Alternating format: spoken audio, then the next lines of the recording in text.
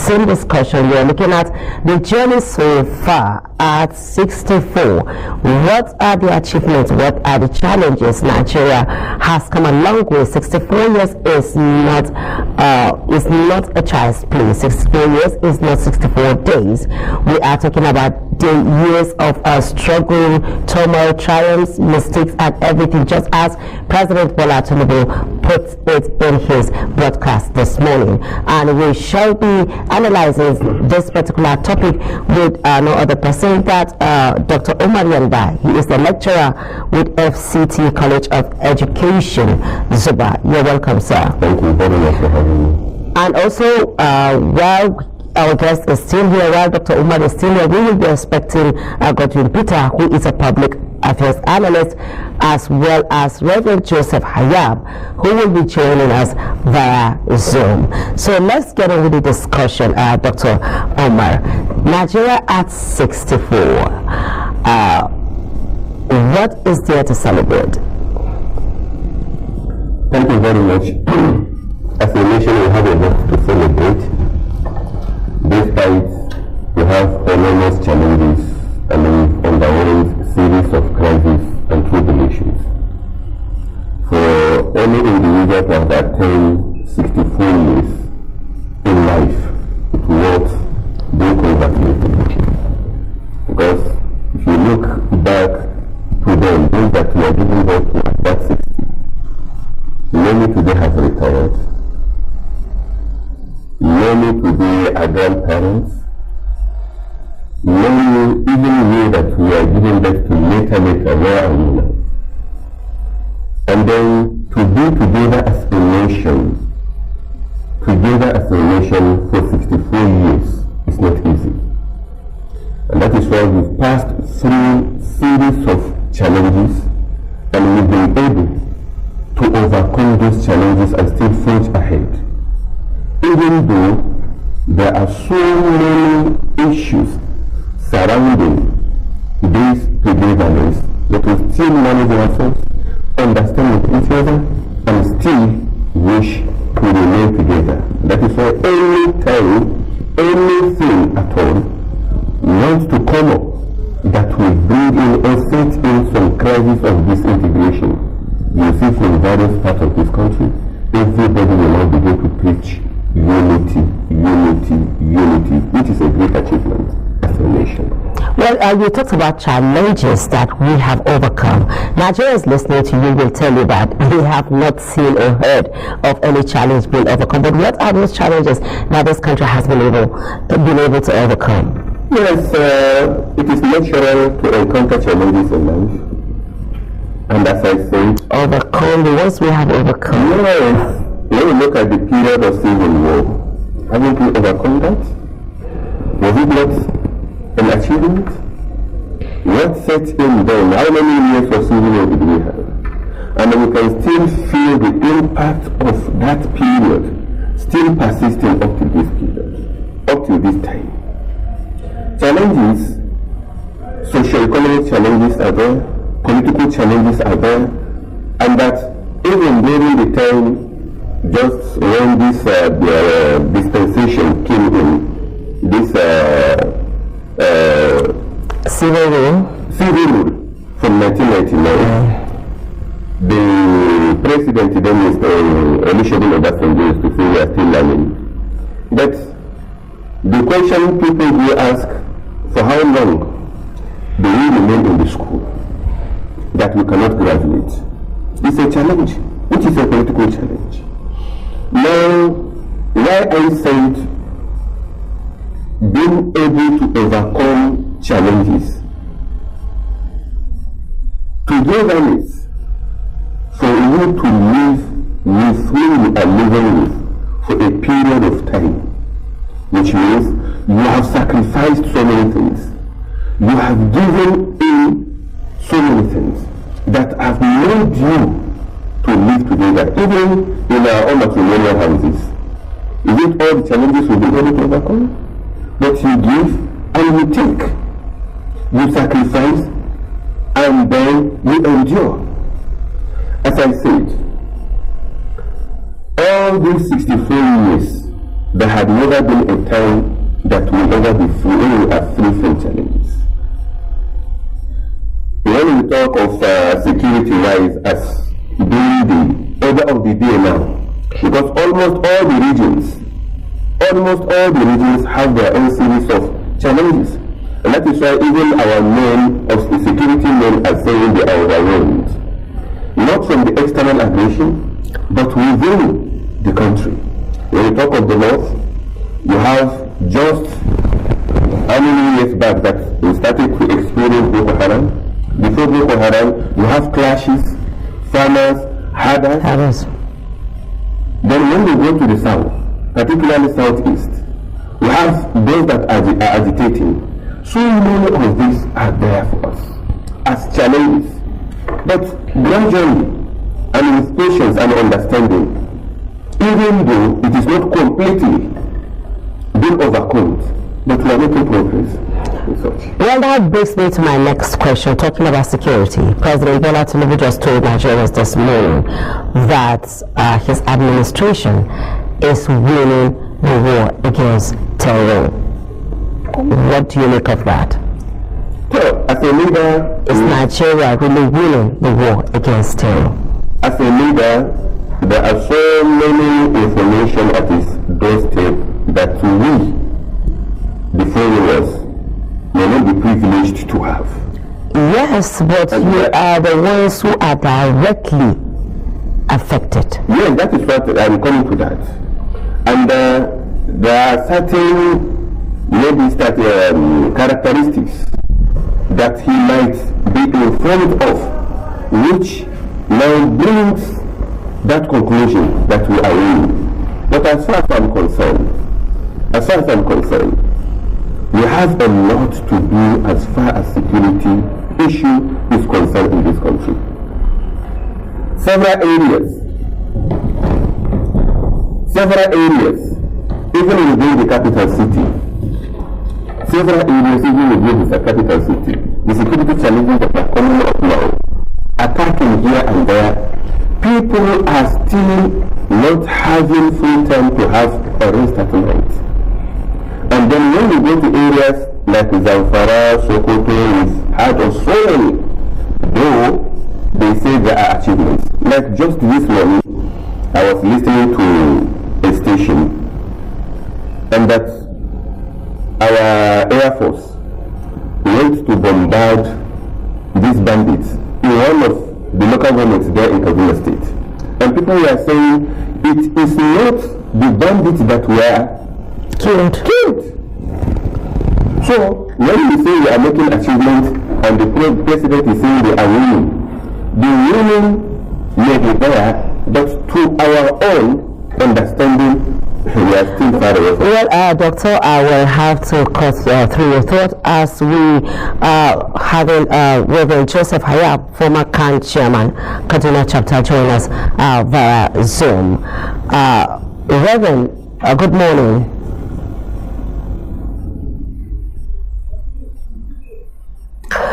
Well, back to you, sir.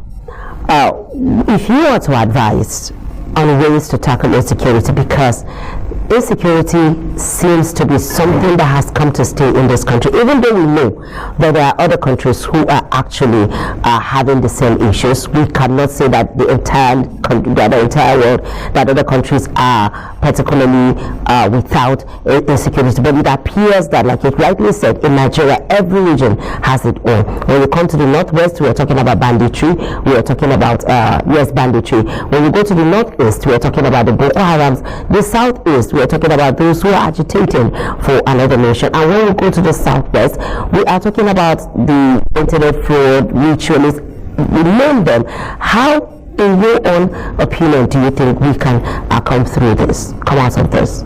Security is everyone's business, and we must have to join hands together to overcome this menace by everybody ensuring to play his own part. Years back, when we were living as a community, not now that everybody is on his own. You don't know who is your next level. You don't know who you are even discussing with. Somebody that is even closer to you may be the one that is giving out your information to your enemies. Until and unless we tap from those experiences we had in the past. You're talking about going back to our roots.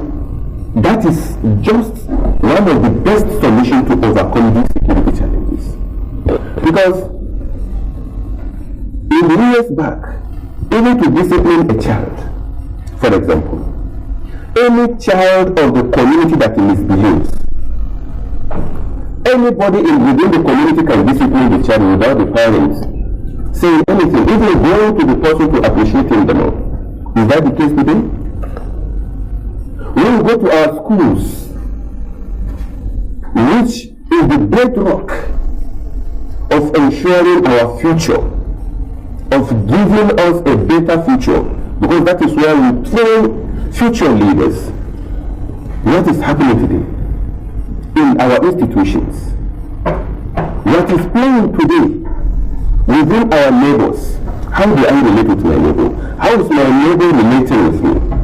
All these things, unless and until we go back to that root, we are still far away from overcoming the challenges of insecurity. Talking about education, I would like you to give us a peek into how it was during your time compared to now. You see, then we have committed teachers. Wow. Then we have teachers who get engaged because they have passion for it. Today, teaching profession has been taken as the last option. And whosoever is being engaged to teach, not because he wants to teach, but that becomes his last option, there is no way he will put him his best to do the needful. Then, when we were in school, from primary school, you have teachers coming from various places, being transferred, taken from here to the other place, taken from there to here, and they go to put in their best. Today that is not. Everybody wants to live within his own environment. And then parents, in those days, when they take their children to school, you will discover that, well, academy, because the number of hours these children spend in the school is more than the number of hours they spend at home. Yes. And therefore, the parents, the way they appreciate teachers. Unlike today, when parents goes to schools to connive with teachers, to corrupt the teachers the more. How do you know corrupt teachers? You just said, you just said in the past, they used to appreciate the teachers. Now you say they corrupt the teachers. So in what way? Isn't it the same appreciation? No. The kind of appreciation that happens in those days is the kind of, even the support they give to teachers. But today, parents go to school, they go to these schools to go and see the teachers, how can they manipulate the result of their children. And that is why some of these teachers, the parents that comes to see them most often, they pay attention more to their teaching than the children of those that don't come to see them. Which you can see the disparity between what is in operation today and what is in operation in those days. So how did we get to this level? Because myself, I was a kid in the 80s, so I am a product of, let me just say, I was born in the 70s and I was growing up in the 80s, and I know that growing up we didn't have too many private schools. Private schools were like one, you could find like one or two in an entire state, and which mostly were belongs to the missionaries back then. And then all of a sudden we have the proliferation of private schools everywhere, which in some ways is supposed to help and sort of complement what the government has, but it seems to be that reverse is the case. How did we get to this in fact level? The government have to raise up to their responsibilities. They must invest heavily in education, because education is the backbone of any development one can ever think of. And then once education is having a setback in terms of funding, definitely the future is doomed. Today, when you look at the budget of education in this country, you will pity the condition of our children. Those some people will be bringing in the budget of other agencies under education and they put it together. No! Each agency has its own role and responsibility. Proliferation of private schools that many were established for profit making. Many were established for profit making. And whosoever invests is expecting at the end to gain. And therefore there is no way the best can be achieved there. And that is why when you go to so many private institutions, we have even miracle centers where a child cannot even write anything, but you see our children today with distinctions that they cannot defend. Because many have taken these schools for profit gain. Therefore, if we want to be where we are visioning to be, then we must look into our education system and do the needful. And government must come in to heavily invest, fund our education system. Alright, every Independence Day, the government of Britain will come out to tell Nigerians that we have done a lot. In fact, they tell you that what we have achieved has outweighed our challenges, both in the past and the ones we are currently facing. And let's take us also back to the past, where society, where values used to be the order of the day. Everybody was conscious of where they come from, and so we had the name and shame policy then, that whatever happens when, like when a child commits a crime in a community, everybody will know and everybody will get involved in disciplining that child. And that time, we didn't have this get-rich-quick syndrome that we seem to have. So now the question is, if the government of the day is actually winning, how come we have this get-rich-quick syndrome especially among our youths? In fact, the system in producing a well-behaved child is a collective responsibility, a tripartite responsibility of the family, the school, and the society. Schools and the curriculum, I learned the federal government are trying to come up with a new curriculum now, which must be a sort of changing, geared towards changing the understanding and mentality of our children. I want it now. Now, it is now I want it. It must change. The family has a lot to do. Parenting now has become so widened.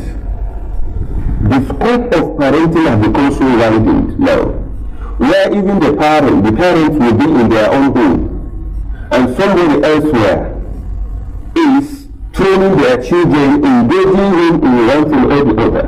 So even parents have to share their eyes. Then at the society level, the community service that will come together to form this community, and then we must make sure that what we produce from this community is worth presenting anywhere. And that is why even in our political landscape, we have all these challenges coming up here and there, because all these leaders we are having, they are not from the others. They are from our own societies. Then it's a reflection of our own societies. Therefore, I want it now is understanding, a foreign one, and that shows the parents, the school, and the society have failed from ensuring their own responsibility. But don't you think this also has to do with leadership, the way the country is governed? Because we have a situation whereby we have graduates, they're everywhere, there's no job, and the ones who wants to go into business, the environment is not conducive enough for them to go into business, to even sustain the business. We are not even talking about the petty traders. For instance, these days, for you to pay electricity bill is something, it's literally choking people. So the petty business person who has maybe the barber shop, who has one a provision shop and everything that needs light, at the end of the day, you don't get to have the lights, and you are paying so much in bills. Don't you think this also contributes? Yes, policy of government needs to be checkmated. And that is why, as you said, President Bola says we are winning, or we are progressing as a country. We're winning the war. The war, that's a security issue. But economic-wise, when you have insecurity, there are so many things that brings about insecurity. Policies. I had Penderson president who was that giving analysis days back on why we are where we are today in terms of the economy of this nation. When we were attributing it initially to the increase in fuel. When we are attributing it to increase in fuel, to give an impact. Let's place our whole thoughts there. We are taking on Reverend Joseph Harab, former CAN chairman, Kaduna chapter via Zoom, who is coming on via Zoom. Reverend, good morning. Thank you very much. Good morning and happy and independent anniversary. Happy Independence Day, Reverend. Thank you very much. I wish you so. All right, talking about independence, can you just tell Nigerians what are we celebrating celebrating today that Nigeria is 64 years old? Well, we are celebrating first numbers because 64 is a good number. We are celebrating second our yes, despite all the challenges and the troubles, we are still together. We are celebrating also the great name Nigeria. For us to be called Nigerian, to us we have every reason to be happy that we are Nigerians. And you see in life, there are always challenges. And as we know that Nigerian at 64 is really something that we cannot really jump and dance, but we still have to celebrate that we are still existing. So instead of saying nothing to celebrate, let's look at a few things that we can say we are happy about. Then we ask ourselves whether it is good enough to continue to be happy about these things. Yes, the president just said this morning that we are winning the war against terror, and I would like you to comment on that, as also to assess the involvement and the role of the clergy in terms of winning this war against terror. Well, security is always everybody's business. There is no exclusive institution that deals with security. There is military, the police, the SSS, and all the other security agencies are part of the society. So we need everybody in the society to win the war against terror. The information the people in the society have about terror, likely those in the security offices do not even know. So we need to work with the people to gather enough information, accurate intelligence that they will use in dislodging these bandits, in dislodging these terrorists, in dislodging the enemies of the state. You see, it is in erroneous or an error for anybody to think that, oh, we are police, we all guns, so we are the ones in charge. Oh, we are military, we have guns, we are the ones in charge. I think one of the reasons why we've not been able to achieve meaningful progress in our fight against terror in Nigeria is because it is like a competition. We versus them. No, we have enemies of our country. And so every Nigerian is supposed to be involved in the fight against our enemies. Those insecurity forces must work with the local community to get enough intelligence to deal with them. The speaker in the studio just said something, or one of the speakers earlier, about the bomb around the communities in Kaduna State. This is something we keep hearing, we keep seeing, and they will tell us, no, it is from intelligence, and then later on they will say it is an error. That's why we need to work together, so that if there is an intelligence, let it be an accurate intelligence. An intelligence that will not cost others pain, an intelligence that will not cost others the loss of their loved ones, and then at the end we keep talking and fighting up and down. So security business is our all collective business. As religious leaders, we have a role to play. Either we preach about it, we also run agencies, because some of our members, they have information that they cannot access the GOC, they cannot access the Commissioner of Police, they cannot access the governor, they cannot access all those in power. They will access us as their leaders, and they will tell us. And we have a responsibility, if we see something or we hear something, we say something and pass it on. So we are all collectively working together, apart from preaching and apart from passing information to the appropriate quarters. So that synergy is what sometimes is lacking, and that's why we see mistakes going on and on. And even among us, criminals will just come and penetrate and cause havoc and go, and nobody seems to be doing what is right. Doctor, kindly continue from where we stopped. We're talking about policies of government affecting our businesses. Yes.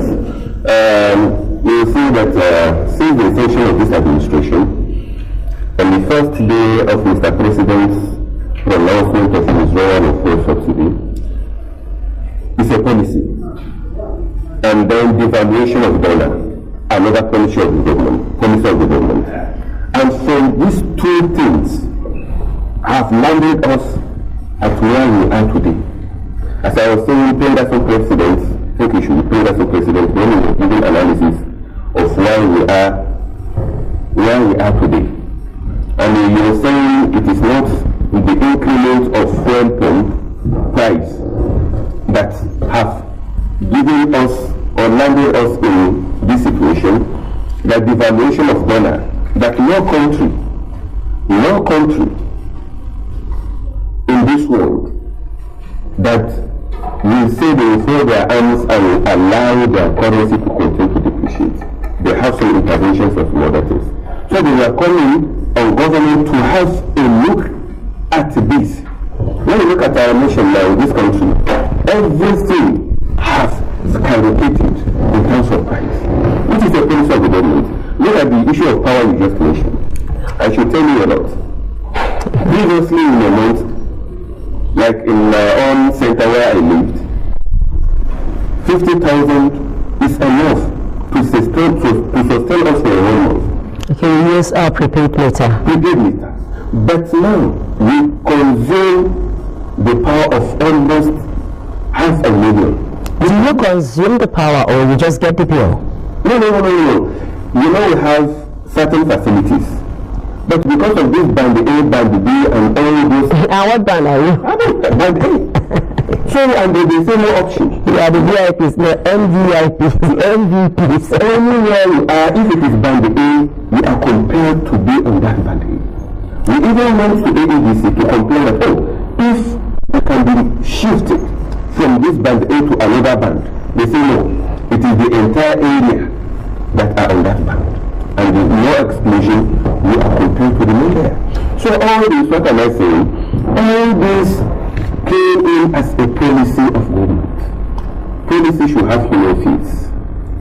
Policy should be gradual. If you want to implement any policy, let it be gradual. Let people get themselves familiar with the situation at hand. Not that any policy will just now pour it on people and before you know it. And that is why you have so many insecurities. Now, like the area I came this morning, from where I came this morning, attacks everywhere at night. Unlike before, that everybody sleeps with your two eyes closed. But no, it's not the case. And what is the issue? Hunger. Thank you very much, Dr. Wanda.